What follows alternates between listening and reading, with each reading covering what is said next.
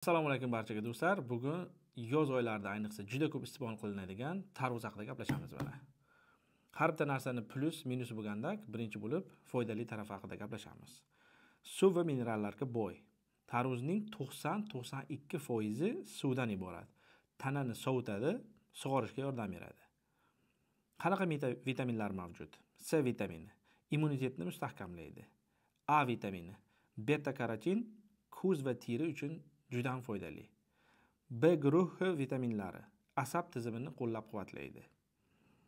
Antioksidantlar likopin va kukurubitsatin yurak qon tomir kasalliklari xavfini kamaytiradi. Qarish jarayonini sekinlashtiradi. Bu degani doim yosharib yurasiz. Hazm va buyrakka yordam. Tabiiy diuretik, ya'niki siydik haydovchi. Buyraklarni tozalaydi.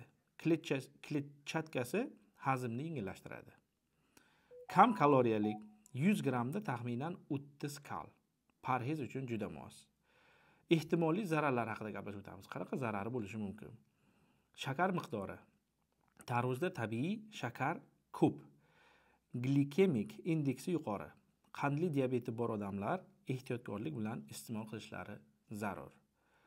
Buyrak muammolari bor odamlar, masalan, buyrak yetishmovchiligi yoki siydik chiqarishda muammosi bor odamlarga ko'p tarvuz zararli bo'lishi mumkin. Ortiqcha suv va mineral yig'ilib qoladi.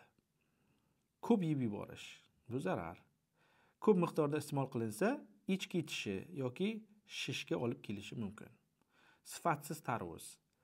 Nitrat yoki zararli kimyoviy moddalar bilan yetishtirilgan tarvuz sog'liqqa o'ta xavfli.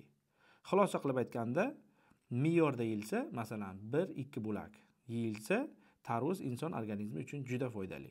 Lekin qandli diabet, buyrak yoki oshqozon ichak kasalliklari bor odamlar ehtiyotkorlik bilan iste'mol qilishlari lozim.